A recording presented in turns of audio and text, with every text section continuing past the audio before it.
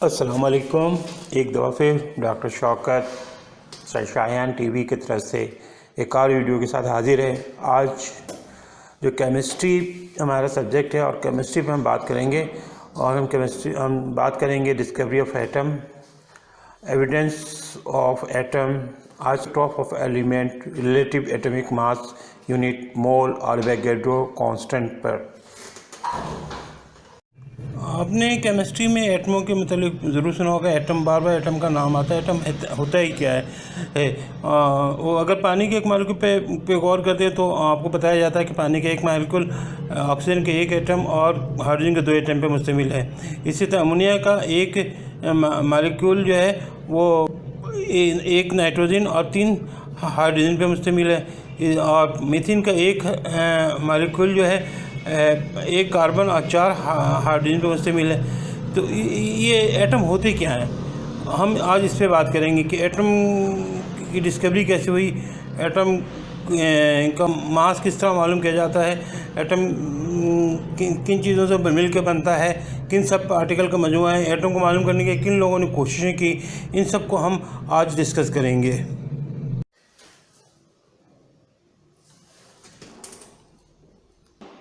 आपसे एक दरख्वास्त है कि अगर हमारा काम पसंद आ रहा है और आप समझते हैं कि हम अच्छी कोशिश कर रहे हैं तो हमारी हौसला अफजाई के लिए बराए मेहरबानी हमारे चैनल को लाइक करें,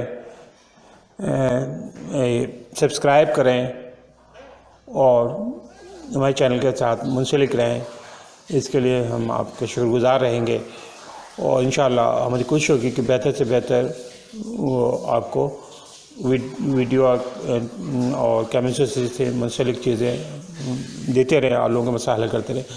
हमने कहा था कि हम मुख्तलिफ़ लोगों के मसाइल को हल करेंगे और इसी तरह में ईमेल आना शुरू हो गई हैं, लेकिन हम सिर्फ उन लोगों के मसले को हल करेंगे जिन्होंने हमारी वीडियो को सब्सक्राइब किया, हमारे चैनल का सब्सक्राइब है, और हम नॉन सब्सक्राइबर का मसला हल नहीं करेंगे। इसलिए बराए मेहरबानी हमारे सवाल भेजने से पहले हमारे चैनल को सब्सक्राइब कर लें और जो भी मसला है physics, chemistry, math, matric, inter, A level, O level का आप हमें भेजें, इंशाल्लाह हल करेंगे।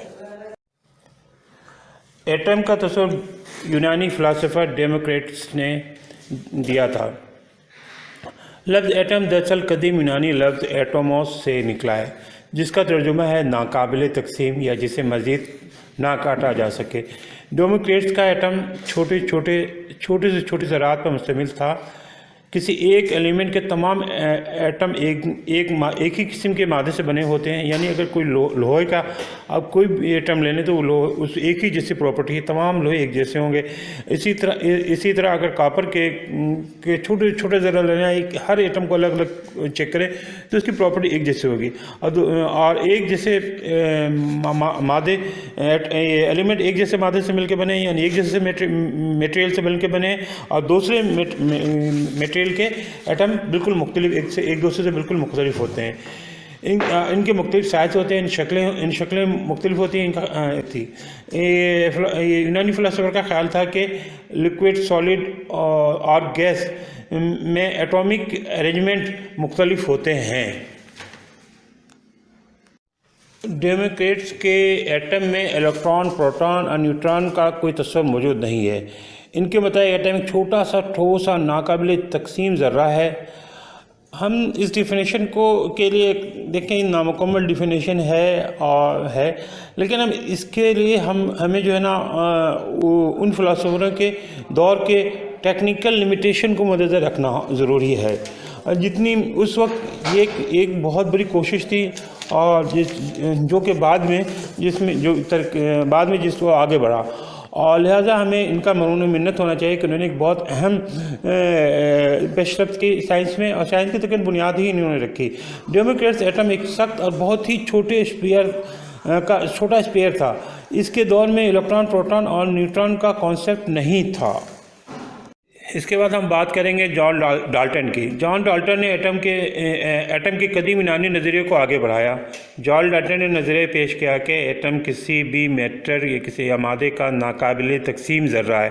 किसी एक एलिमेंट के तमाम एटम एक जैसे होते हैं और मुख्तलिफ एलिमेंट के एटम मुख्तलिफ साइज़ और कमियत के होते हैं। कंपाउंड एटमों के एक ख़ास रेशो से मिलने से बनता है। अगर हम जॉन डाल्टन के नज़रिए की बात करते हैं, इसमें सबसे अच्छी बात ये थी कि इसने इस बात को मान लिया कि एक आंसर के तमाम एटम दूसरे आंसर से मुख्तलिफ होते हैं। लेकिन नेगेटिव इसका ये था कि इसने कहा कि एटम नाकाबिल तकसीम है और वो सब एटमिक ज़रात का मरकब, यानी जबकि वो सब एटमिक ज़रात का मरकब है, यानी इसमें इलेक्ट्रॉन, प्रोटॉन, न्यूट्रॉन सब मौजूद होते हैं। डाल्टन के मुताबिक कंपाउंड दो या तो ज़्यादा एलिमेंट के मिलने से बनते हैं। मिसाल के तौर पे अगर हम पानी के एक मालिक्यूल पर गौर करते हैं तो हम देखते हैं कि पानी का एक मालिक्यूल ऑक्सीजन के एक एटम और हाइड्रोजन के दो एटम से मिलकर बनता है। तो ये है, इसने इसी बात को पेश किया कि कंपाउंड को बनाने के लिए दो या दो से ज़्यादा एटम मिलते हैं आपस में, यानी कंपाउंड दो या दो से ज़्यादा एटमों का मरकब है। जे थॉमसन ने एटम के डिस्कवरी को आगे बढ़ाया। इसने एटम का प्लम पुडिंग मॉडल पेश किया। ये मुस्बत चार्ज के स्पेरिकल क्लाउड में बिखरे हुए इलेक्ट्रॉन पर मुश्तमिल होता है। इस मॉडल ने दो अहम खसूसियात यानी प्रॉपर्टीज़ को पेश किया। ये कि इलेक्ट्रॉन मुनफी चार्ज शुदा ज़रात हैं और एटम पे नेट इलेक्ट्रिकल चार्ज ज़ीरो होता है। इसको बाद में नोबेल इनाम से नवाजा गया। इस नज़रिए की ख़ास बात ये थी कि इलेक्ट्रॉन को एटम के कंपोनेंट की हैसियत से तस्लीम किया गया और नेगेटिव ये था कि इसने न्यूक्लियस के बारे में कुछ नहीं कहा। एटम का प्लम पुडिंग मॉडल, एटम पर नेट इलेक्ट्रिकल चार्ज ज़ीरो है। इलेक्ट्रॉन एक spherical cloud of positive charge पर मुश्तमिल है। 1911 में रदरफोर्ड ने एक बारीक सोने के ज़र्रे पर मुस्बत अल्फ़ा ज़रात यानी पॉजिटिव अल्फ़ा ज़रात को फायर किया। इसने मुशाहिदा किया कि अल्फ़ा ज़रात का बेशतर हिस्सा बगैर किसी डिफ्लेक्शन या बहुत मामूली डिफ्लेक्शन के गुजर जाता है। अल्फ़ा पार्टिकल बहुत कम तादाद एक बड़े एंगल से डिफ्लेक्ट होती है। ये सूरत सिर्फ इस सूरत में मुमकिन है जब एटम का बड़ा हिस्सा खाली हो और मरकज़ में एक छोटा सा हिस्सा मुस्बत ज़रात पर मुश्तमिल हो। इस नज़रिए के मुस्बत पहलू ये था कि मुस्बत चार्ज मरकज़ में मौजूद है, यानी कि इसने पहली दफ़ा बताया कि पॉजिटिव चार्ज सेंटर में होते हैं। अच्छा, दूसरी मनफी चीज़ इसकी ये थी कि इसने ये नहीं बताया कि इलेक्ट्रॉन न्यूक्लियस के गिर्द ऑर्बिटर में क्यों रहते हैं। ये इसका नेगेटिव था।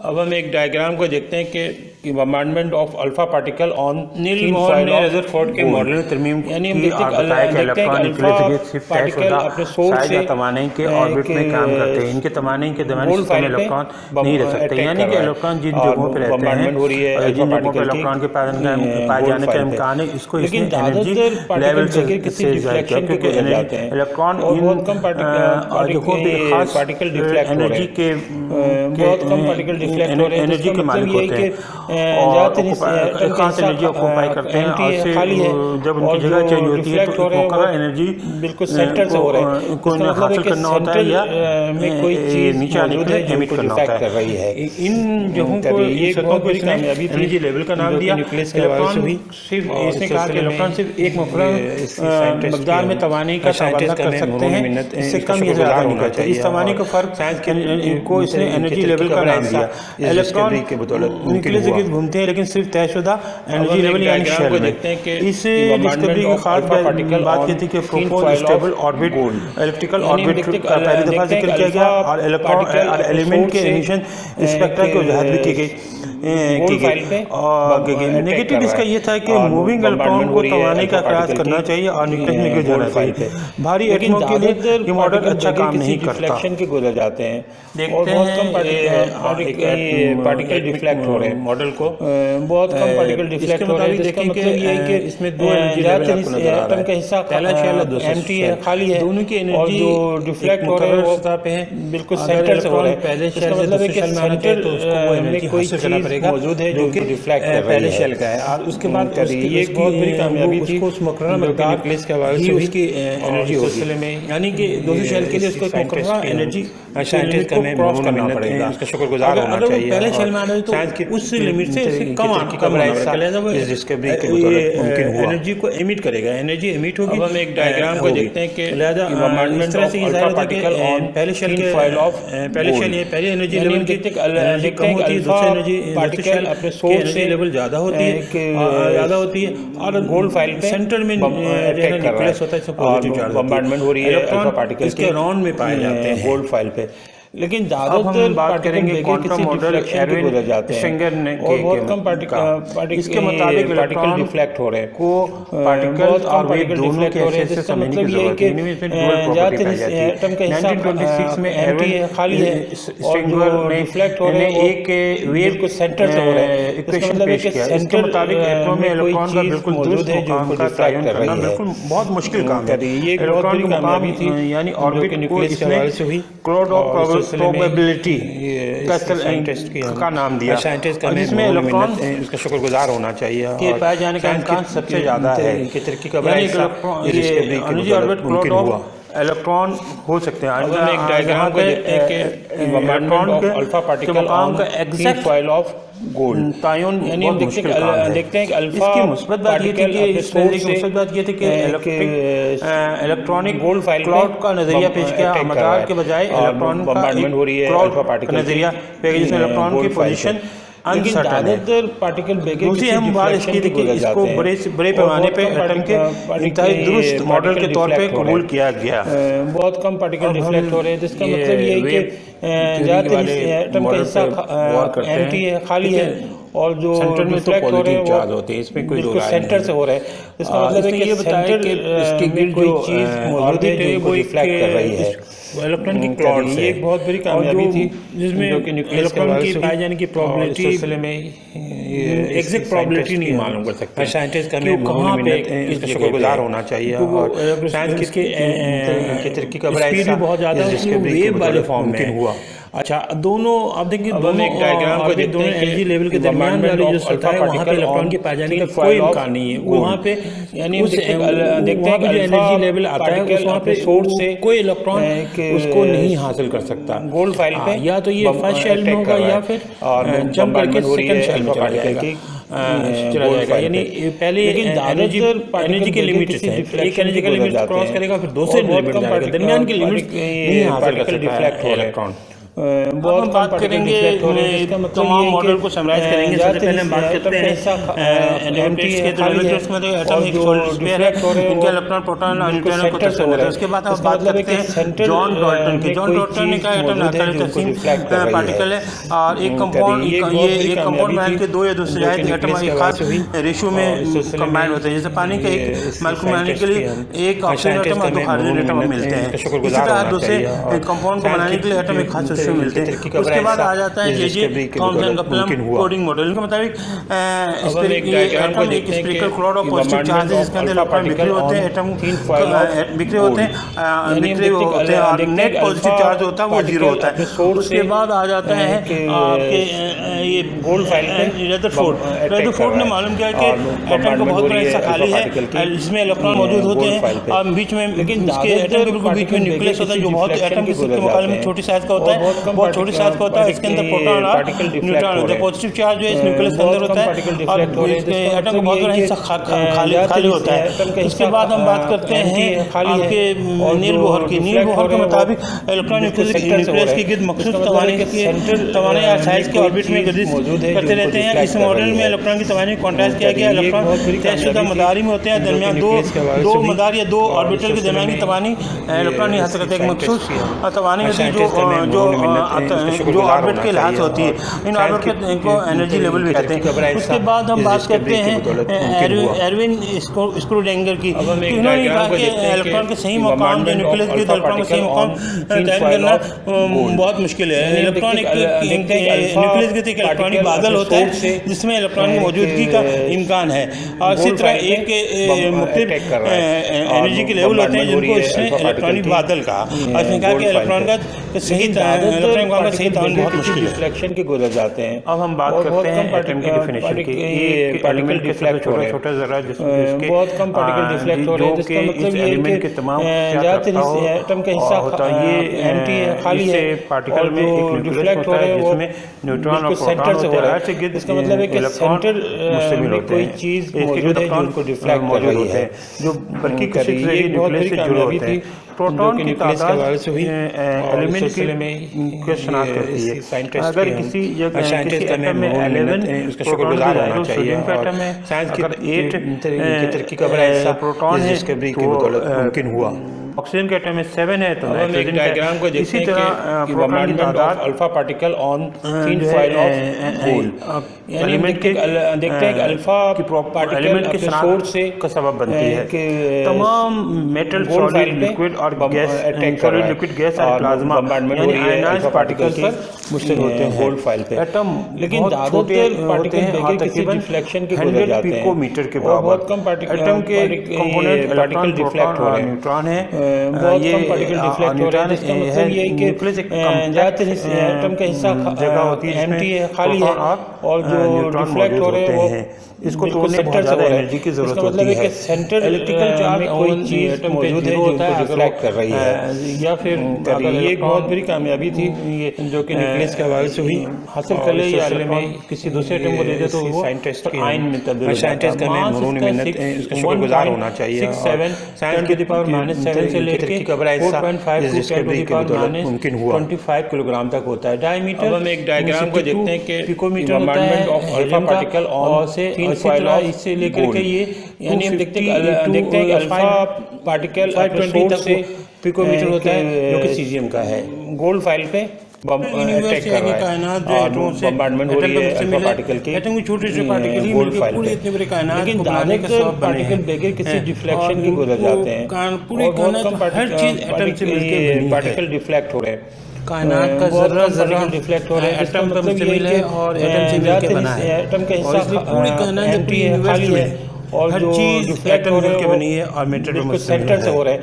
इसका मतलब है कि सेंटर में कोई चीज मौजूद है जो इनको डिफ्लेक्ट कर रही है। प्रोटॉन न्यूट्रॉन पे वर्क करते हैं। ये एक बहुत बड़ी कामयाबी थी जो कि न्यूक्लियस के हवाले से हुई। लोकेशन इन सिलसिले में इनके सैंपल और atomic scientist amount of scientist का मैं मरून मिन्नत उसका शुक्रगुजार होना चाहिए, और साइंस की तरक्की का बड़ा हिस्सा इस डिस्कवरी की बदौलत मुमकिन हुआ। प्रोटॉन का उनका अब हम एक डायग्राम को देखते हैं कि bombardment of alpha particle on thin foil of gold, यानी हम देखते हैं कि अल्फा पार्टिकल अपने सोर्स से रिलेटिव चार्ज का +1 लेते हैं गोल्ड फाइल पे अटैक कर रहा है और बम्बार्डमेंट हो रही है अल्फा पार्टिकल की इसका सैंपल P है गोल्ड फाइल पे। और ये बहुत लेकिन ज्यादातर पार्टिकल बगैर किसी डिफ्लेक्शन के गुजर जाते हैं, थोड़े से जगह और बहुत लेता कम है पार्टिकल डिफ्लेक्ट हो रहे हैं।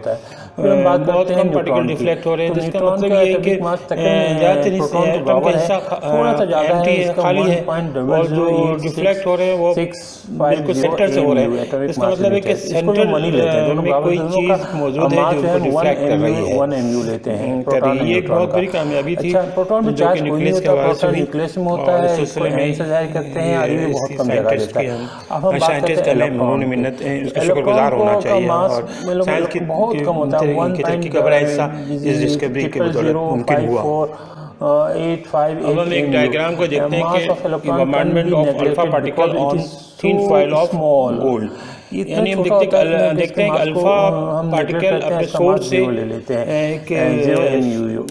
गोल्ड फाइल पे अटैक कर रहा है और बम्बार्डमेंट हो रही है अल्फा पार्टिकल की -1 होता है गोल्ड फाइल पे। अराउंड द न्यूक्लियस लेकिन ज्यादातर पार्टिकल बगैर किसी डिफ्लेक्शन के गुजर जाते हैं, और बहुत कम पार्टिकल डिफ्लेक्ट हो रहे हैं, जगह लेता है, बहुत कम पार्टिकल डिफ्लेक्ट हो रहे हैं। जिसका मतलब ये है कि ज्यादातर एटम का हिस्सा एम्प्टी है, खाली है, और जो डिफ्लेक्ट हो रहे हैं वो बिल्कुल सेंटर से हो रहा है। इसका मतलब है कि सेंटर में कोई चीज मौजूद है जो उनको डिफ्लेक्ट कर रही है। देखिए ये एक बहुत बड़ी कामयाबी जरूरी है जो कि न्यूक्लियस के हवाले से जो साइज है और इस सिलसिले में विजिबल लाइट के वेवलेंथ साइंटिस्ट का बराबर या उससे बड़ा उसका शुक्रगुजार होना चाहिए। उसका साइज विजिबल लाइट के वेवलेंथ से कम है, वो चीज हम अपनी आंखों से नहीं देख सकते हुआ देख सकते।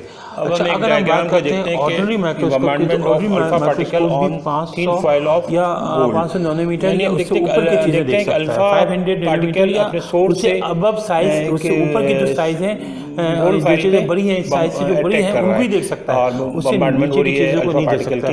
जबकि एक एटम का लेकिन ज्यादातर जो डायमीटर है वो किसी डिफ्लेक्शन में गुजर जाते हैं, लिहाजा आम ऑर्डिनरी माइक्रोस्कोप से एटम को नहीं देख पार्टिकल सकते। डिफ्लेक्ट हो रहे हैं।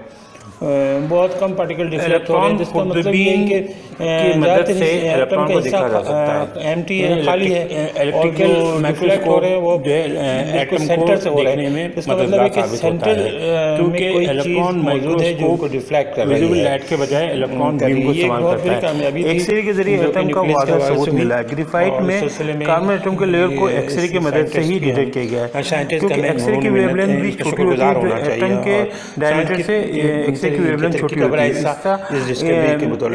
है। इलेक्ट्रॉन माइक्रोस्कोप में जो इलेक्ट्रॉन बीम इस्तेमाल किया जाता है, इसकी वेवलेंथ भी एटम के साइज से थोड़ी छोटी या उसके बराबर होती है, इसलिए हम आसानी से इसको मालूम कर सकते हैं। एक एटम का मास अपने सोर्स से 10⁻27 से 10⁻25 किलोग्राम होता है।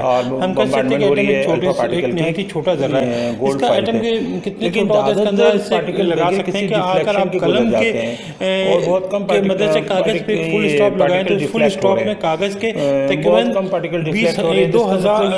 2 मिलियन तकरीबन 2 मिलियन एटम खाली आ सकते हैं और जो उसके हाथ होते हैं, यानी फुल स्टॉप में कागज के सेंटर मिलियन एटम मौजूद है जो पाए जाते कर रही है। किसी भी चीज़ के नजर आने का निशान इस बात पर है कि इसका साइज जो सोर्स इस्तेमाल कर, जो लाइट इस्तेमाल की जा रही है, इसके वेवलेंथ के बराबर है, इससे ज़्यादा हो, मिन्नत उसका शुक्रगुजार होना चाहिए, इससे ज़्यादा हो। अगर सोर्स के वेवलेंथ से किसी चीज़ की साइज कम होगी तो वो चीज़ नजर नहीं आएगी। एटम का डायमीटर का साइज 0.2 नैनोमीटर है, जो कि एक्सरे के रेंज में आता है। देखते हैं कि अच्छा, ऑब्जेक्टिव लेंस की वजह से इलेक्ट्रॉन माइक्रोस्कोप में रेजोल्यूशन 0.1 नैनोमीटर के बराबर होता है। एटम का डायमीटर 0.2 नैनोमीटर के बराबर है, इसलिए ये दोनों चीज़ें एटम को डिटेक्ट कर लेती हैं। एक्सरे की वेवलेंथ के ये एटम का साइज जो एक्सरे की वेवलेंथ आता है, इसलिए एक्सरे बहुत आसानी के साथ एटम को डिटेक्ट करता है, बिल्कुल सेंटर से हो रहे हैं। इसका मतलब है कि सेंटर के लिए एक्सरे की मदद मौजूद है जो उनको रिफ्लेक्ट कर रही क्रिस्टल की जब जांच की गई तो हमें एक स्पेक्ट्रम मिला, जिसमें एक वाइट लाइन है, फिर एक डार्क लाइन है, एक वाइट लाइन है, एक डार्क लाइन है। साइंटिस्ट का मैं मरून मिन्नत है, उसका शुक्रगुजार होना चाहिए। और होता है कि डार्क लाइन तरक्की का बड़ा हिस्सा इस डिस्कवरी की बदौलत मुमकिन हुआ, सॉलिड चीज़ है। अब हम एक डायग्राम को देखते हैं कि bombardment of alpha particle on white thin foil of के पास कोई रिकॉर्डिंग गैप है, यानी हम देखते हैं होता ये है कि अल्फा पार्टिकल अपने सोर्स से क्रिस्टल होता है, ग्रेफाइट का जो मॉलिक्यूल होता है वो अटैक कर रहा है और लेयर बॉम्बार्डमेंट हो रही है अल्फा पार्टिकल की होता है, फिर दूसरा लेयर होता है, दोनों लेयर के दरमियान लेकिन ज्यादातर पार्टिकल किसी डिफ्लेक्शन की गुजर जाते हैं जो कि एक्सरे की रेंज में आता है। इसलिए जब हम ग्रेफाइट के बहुत कम पार्टिकल डिफ्लेक्ट हो रहे हैं, इसका मतलब ये है कि क्रिस्टल का एटम का हिस्सा स्पेक्ट्रा लेते हैं एम्प्टी तो हमें स्पेक्ट्रा जो है ना डिफ्लेक्ट हो रहे हैं वो डार्क बिल्कुल सेंटर से हो रहे हैं। वाइट डार्क इसका मतलब है कि सेंटर में कोई चीज मौजूद है जो गैप को दो लेयर के दरमियान गैप को जाहिर करता है। ये एक बहुत बड़ी कामयाबी थी डार्क लाइन जो है और इस सिलसिले में के एटमों को जाहिर करता है। साइंटिस्ट की हम साइंटिस्ट का मैं मरून मिन्नत है, उसका शुक्रगुजार होना चाहिए। किसी एलिमेंट के दो या दो से ज्यादा एटम हैं जिनका एटॉमिक नंबर यकसा और प्रेडिक्टोर में इनका मुकाम और डायग्राम को देखते हैं शायद भी एक ही हो, bombardment of alpha particle on लेकिन एटॉमिक मास और फिजिकल प्रॉपर्टी मुख्तलिफ हो। एलिमेंट का एक से ज्यादा आइसोटोप्स होते हैं। ये वजह ये आइसोटोप्स की वजह ये है कि हर एक ही एटम एक ही एलिमेंट के मुख्तलिफ एटम में न्यूक्लियस की तादाद मुख्तलिफ होती है, लेकिन ज्यादातर पार्टिकल बगैर किसी न्यूक्लियस की तादाद मुख्तलिफ होने की वजह से एटॉमिक नंबर तो सेम रहता है, लेकिन एटॉमिक मास डिफरेंट हो जाता है। Atomic mass total number of proton और न्यूट्रॉन होता है, इसलिए एटॉमिक मास मुख्तलिफ होता है, लेकिन एटॉमिक नंबर एक साथ एटॉमिक नंबर के अनुसार प्रोटॉन पे है। तो प्रोटॉन तो सब में सेम होते हैं आइसोटोप्स में, लेकिन न्यूट्रॉन मुख्तलिफ होते हैं जो इनको डिफ्लेक्ट कर रही है। एक आइसोटोप की मिसाल पे गौर करते हैं, कार्बन के तीन आइसोटोप पे बात करेंगे जो कि न्यूक्लियस कार्बन के तीन आइसोटोप्स हैं जो कार्बन 12, कार्बन 13, कार्बन 14 के नाम से मशहूर हैं। अगर हम देखें तो आइसोटोप से तीनों आइसोटोप में प्रोटॉन के 6 का बड़ा हैं, हिस्सा लेकिन इस सिर्फ न्यूट्रॉन का फर्क है। मुमकिन हुआ। न्यूट्रॉन के फर्क की वजह से ये कार्बन 12 का एक डायग्राम को देखते हैं कि 12 bombardment of alpha particle on 13 carbon thin 40 foil of 14 होता है, जबकि यानी हम इलेक्ट्रॉन भी देखते हैं कि तीनों अल्फा बराबर है। तो पार्टिकल केमिकल अपने सोर्स प्रॉपर्टी से से आता है, इलेक्ट्रॉन पे होता है गोल्ड फाइल लिहाजा पे इनकी केमिकल प्रॉपर्टी अटैक सेम कर है। रहा है और और प्रोटॉन bombardment हो रही है अल्फा पार्टिकल की प्रोटॉन पे होता है और गोल्ड प्रोटॉन फाइल इनकी पे। सेम है, तो लेकिन प्रोटॉन का मुकाम भी सेम है पार्टिकल किसी और डिफ्लेक्शन के गुजर जाते हैं केमिकल प्रॉपर्टी से में, लेकिन एटॉमिक मास एटॉमिक मास की वजह से फिजिकल प्रॉपर्टी फर्क आ जाता है। फिजिकल प्रॉपर्टी इनका डिफरेंट होता है।